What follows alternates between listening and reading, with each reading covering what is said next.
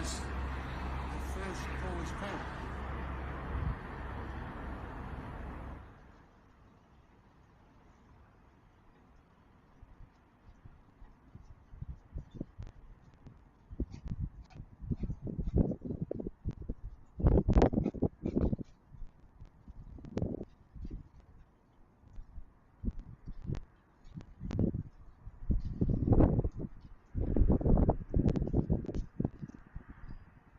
About the power of faith, the power of resilience, the power of the people. We face the cruel and brutal system of government. It was a message that helped end the Soviet repression in the Central Land in Eastern Europe 30 years ago. It was a message that will overcome cruelty and brutality of this unjust war. Brought that message in 1979. The Soviet Union ruled with an iron fist behind an iron curtain. Then a year later, the Solidarity movement took hold in Poland. Well, I know he couldn't be here tonight. We're all grateful in America and around the world for Lech Walesa.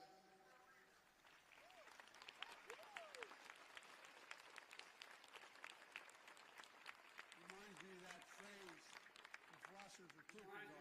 Faith sees best in the dark. They were dark moments. 10 years later, the Soviet Union collapsed, and Poland and Central and Eastern Europe would soon be free. Nothing about that battle for freedom was simple or easy.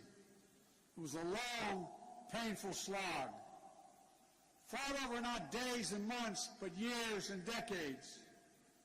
But we emerged anew in the great battle for freedom, a battle between democracy and autocracy, between liberty and repression, between a rules-based order and one governed by brute force. In this battle, we need to be clear-eyed. This battle will not be won in days or months either. We need to steel ourselves for the long fight ahead. Mr. President, Mr. Prime Minister, Mr. Mayor, members of the Parliament, distinguished guests, and the people of Poland, and I suspect some people of Ukraine that are here. We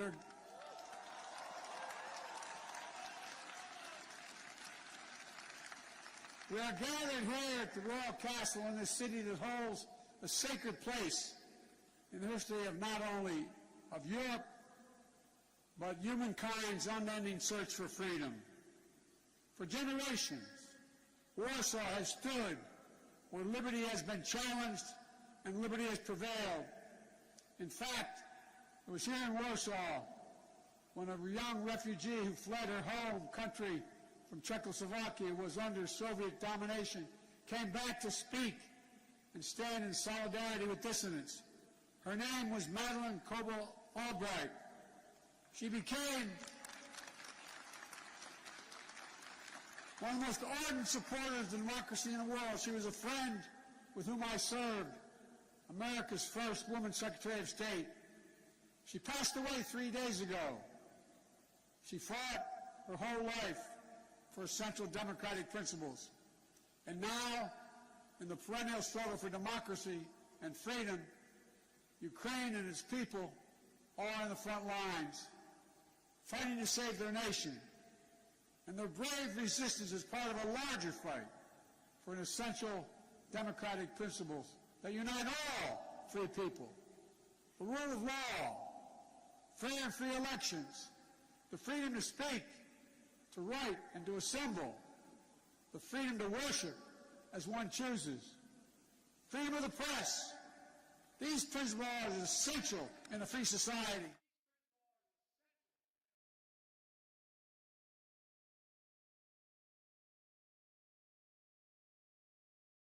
Every generation has tried to defeat democracy's moral foes. That's the way of the world. For the world is imperfect, as we know, where the appetites and ambitions of a few forever seek to dominate the lives and liberty of many. My message to the people of Ukraine is a message I delivered today to Ukraine's Foreign Minister and Defense Minister, who I believe are here tonight. We stand with you. Period.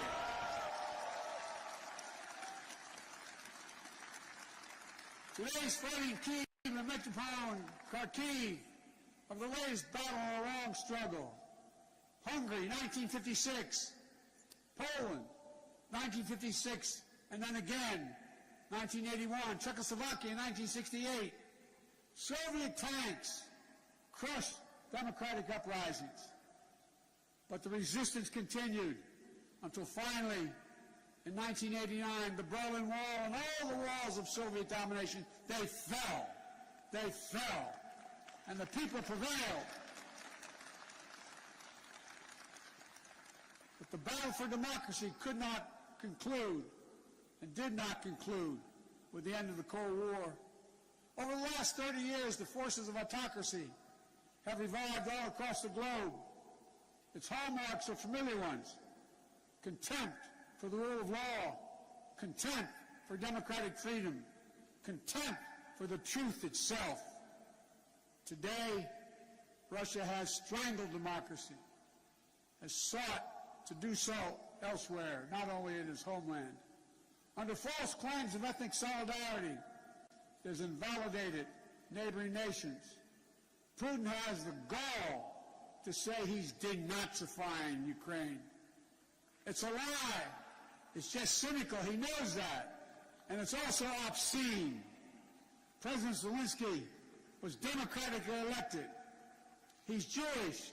His father's family was wiped out in the Nazi Holocaust. And Putin has the audacity, like all autocrats before him, to believe that might will make right. My own country, a former president named Abraham Lincoln, voiced the opposing spirit to save our union in the midst of a civil war. He said, let us have faith that right makes might. Right makes might. Today, let us have that faith again. Let us resolve to put the strength of democracies into action to thwart the designs of autocracy.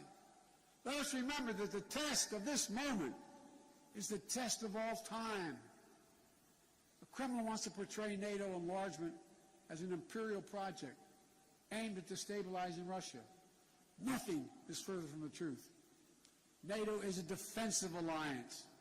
It has never sought the demise of Russia.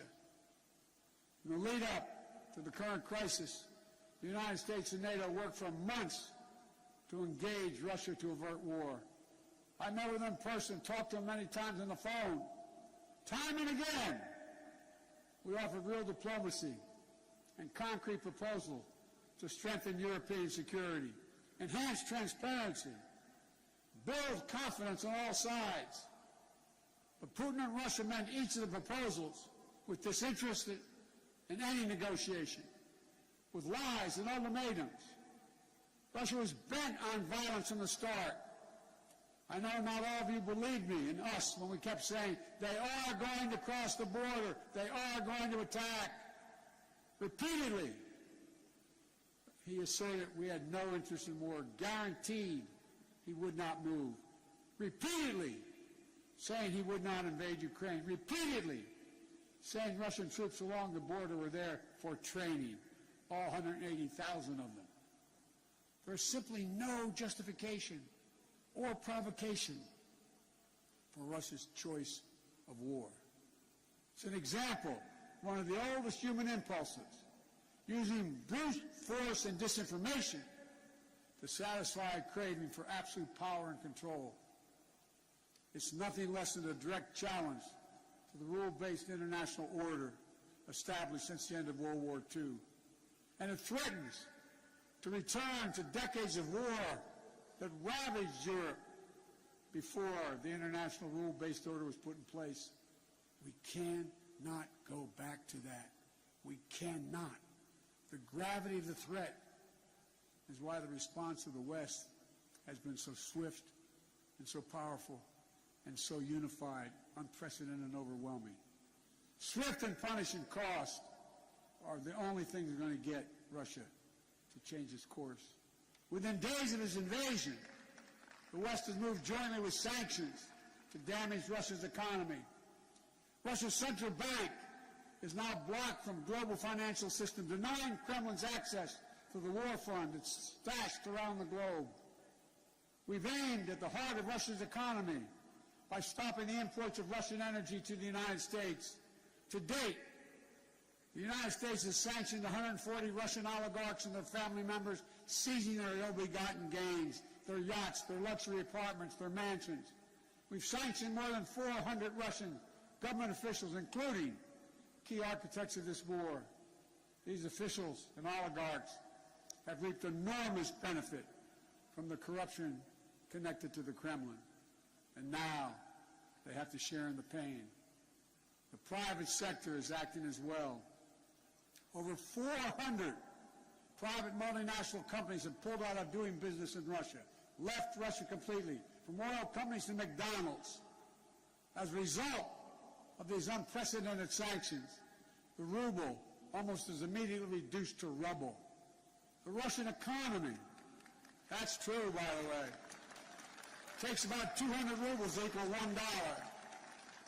The economy is on track to be cut in half in the coming years. It was ranked, Russian economy was ranked the 11th biggest economy in the world before this invasion. It will soon not even rank among the top 20 in the world. Taken together, these economic sanctions, a new kind of economic statecraft with the power to inflict damage that rivals military might. These international sanctions are sapping Russian strength, its ability to replenish its military, and its ability to project power. And it is Putin, it is Vladimir Putin who is to blame, period. At the same time, alongside these economic sanctions, the Western world has come together to provide for the people of Ukraine with incredible levels of military, economic, humanitarian assistance. In the years before the invasion, we, America, had sent over $650 million before they crossed the border in weapons to Ukraine, including anti-air and anti-armor equipment. Since the invasion, America has committed another $1.35 billion in weapons and ammunition. And thanks to the courage and bravery of the Ukrainian people, the equipment we've sent and our colleagues have sent have been used to devastating effect to defend Ukrainian land and airspace. Our allies and partners have stepped up as well. But as I've made clear, American forces are in Europe, not in Europe, to engage in conflict with Russian forces. American forces are here to defend NATO allies. Yesterday I met with the troops that are serving alongside our Polish allies to bolster NATO's frontline defenses. The reason we want to make clear is their movement on Ukraine don't even think about moving on one single inch of NATO territory. We have sacred obligation. We have a sacred obligation under Article 5 to defend each and every inch of NATO territory with the full force of our collective power. And earlier today, I visited your national stadium where thousands of Ukrainian refugees are now trying to answer the toughest questions a human can ask. My God, what's going to happen to me? What's going to happen to my family? I saw tears in many of the mothers' eyes as I embraced them. They're young children. They're young children, not sure whether to smile or cry. One little girl said, "Mr. President," she spoke a little English, "and my brother and my daddy, are they going to be okay? Will I see them again?" Without their husbands, their fathers, in many cases, their brothers and sisters who stayed back to fight for their country. I didn't have to speak the language or understand the language to feel the emotion in their eyes, where they gripped my hand. The little kids hung onto my leg, praying with a desperate hope that all this is temporary. Apprehension that they may be perhaps forever away from their homes. Almost a debilitating sadness that this is happening all over again. But I was also struck by the generosity of the people of Warsaw, for that matter, all the Polish people, for the depths of their compassion, their willingness to reach out, for opening their hearts. Say to the mayor and the premier to open their hearts and their homes, simply to help. I also want to thank my friend, the great American chef, Jose Andres, and his team for help feeding those who are yearning to be free. But helping these refugees is not something Poland or any other nation should carry alone. All the world democracies have a responsibility to help, all of them. And the people of Ukraine can count on the United States to meet its responsibility. I've announced 2 days ago we will welcome 100,000 Ukrainian refugees. We already have 8,000 a week coming to the United States of other nationalities. We'll provide nearly $300 million in humanitarian assistance, providing tens of thousands of tons of food, water, medicine, and other basic supplies. In Brussels, I announced the United States is prepared to provide more than $1 billion in additional humanitarian aid. The World Food Program told us that despite significant obstacles, at least some relief is getting to major cities in Ukraine, but not not Mariupol, because Russian forces are blocking relief supplies. But we'll not cease our efforts to get humanitarian relief wherever it is needed in Ukraine and for the people who have made it out of Ukraine. Notwithstanding the brutality of Vladimir Putin, let there be no doubt that this war has already been a strategic failure for Russia, already.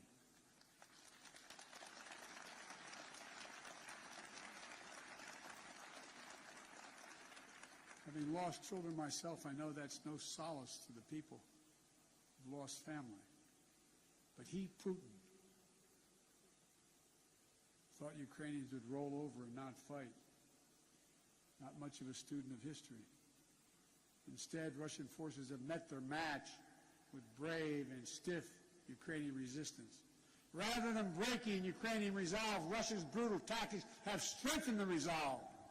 Rather than driving NATO apart, the West is now stronger and more united than it has ever been. Russia wanted less of a NATO presence on his border, but now he has a stronger presence, a larger presence, with over 100,000 American troops here, along with all the other members of NATO. In fact, Russia has managed to cause something I'm sure he never intended. The democracies of the world are revitalized with purpose and unity found in months that we've once taken years to accomplish. It's not only Russia's actions in Ukraine that are reminding us of democracy's blessing. It's our own country, his own country, the Kremlin. It's jailing protesters. 200,000 people have allegedly already left. There's a brain drain leaving Russia, shutting down independent news. State media is all propaganda, blocking the image of civilian targets, mass graves, starvation tactics of the Russian forces in Ukraine. Is any wonder, as I said, that 200,000 Russians have already left their country in 1 month? A remarkable brain drain in such a short period of time. Which brings me to my message to the Russian people. I've worked with Russian leaders for decades. I sat across the negotiating table going all the way back to Soviet Premier Alexei Kosygin to talk arms control at the height of the Cold War. I've always spoken directly and honestly to you, the Russian people. Let me say this, if you're able to listen. You, the Russian people, are not our enemy. I refuse to believe that you welcome the killing of innocent children and grandparents, or that you accept hospitals, schools, maternity wards, and for God's sake, being pummeled with Russian missiles and bombs, or cities being surrounded so that civilians cannot flee, supplies cut off, and attempting to starve Ukrainians into submissions. Millions of families are being driven from their homes, including half of all Ukraine's children. These are not the actions of a great nation. Of all people, you, the Russian people, as well as all people across Europe, still have the memory of being in a similar situation in the late 30s and 40s. Situation of World War II, still fresh in the minds of many grandparents in the region. Whatever your generation experienced, whether it experienced the siege of Leningrad or heard about it from your parents and grandparents, train stations overflowing with terrified families fleeing their homes, nights sheltering in basements and cellars, mornings sitting through the rubble in your homes. These are not memories of the past, not anymore, because it's exactly what the Russian army is doing in Ukraine right now. March 26, 2022, just days before you were a 21st century nation with hopes and dreams that people all over the world have for themselves and their family. Now, Vladimir Putin's aggression have cut you, the Russian people, off from the rest of the world. And it's taking Russia back to the 19th century. This is not who you are. This is not the future you deserve for your families and your children. I'm telling you the truth. This war is not worthy of you, the Russian people. Putin can and must end this war. The American people will stand with you and the brave citizens of Ukraine who want peace. My message to the rest of Europe, this new battle for freedom has already made a few things crystal clear. First, Europe must end its dependence on Russian fossil fuels, and we, the United States, will help.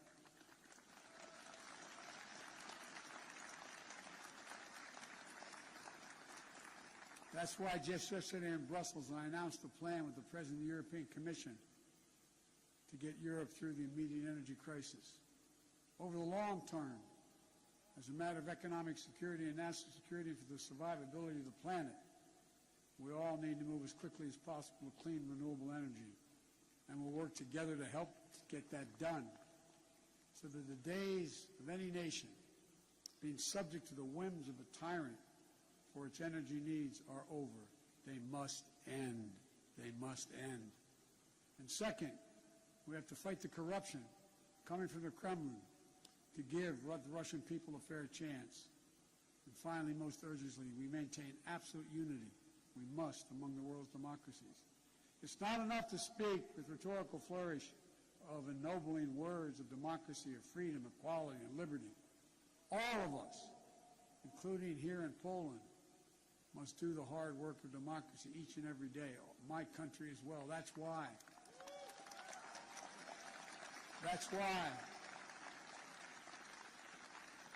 I came to Europe again this week with a clear and determined message for NATO, for the G7, for the European Union, for all freedom-loving nations. We must commit now to be in this fight for the long haul. We must remain unified today and tomorrow and the day after, and for the years and decades to come. It will not be easy. There will be cost, but it's a price we have to pay, because the darkness that drives autocracy is ultimately no match for the flame of liberty that lights the souls of free people everywhere. Time and again, history shows that it's from the darkest moments that the greatest progress follows. And history shows this is the task of our time, the task of this generation. Let's remember the hammer blow that brought down the Berlin Wall. The might that lifted the Iron Curtain were not the words of a single leader. It was the people of Europe who for decades fought to free themselves. Their sheer bravery opened the border between Austria and Hungary for the pan-European picnic. They joined hands for the Baltic Way. They stood for solidarity here in Poland. And together, it was an unmistakable, undeniable force of the people that the Soviet Union could not withstand. And we're seeing it once again today with the brave Ukrainian people showing that their power of many is greater than the will of any one dictator.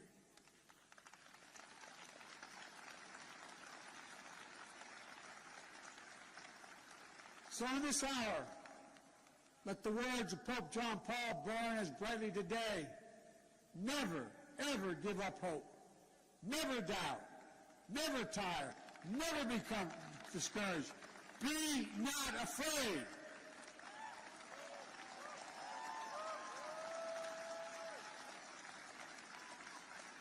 A dictator bent on rebuilding an empire will never erase a people's love for liberty. Brutality will never grind down their will to be free. Ukraine will never be a victory for Russia, for free people refused to live in a world of hopelessness and darkness. We will have a different future, a brighter future, rooted in democracy and principles, hope and light, of decency and dignity, of freedom and possibilities. For God's sake, this man cannot remain in power. God bless you all, and may God defend our freedom, and may God protect our troops. Thank you for your patience. Thank you. Thank you. Thank you.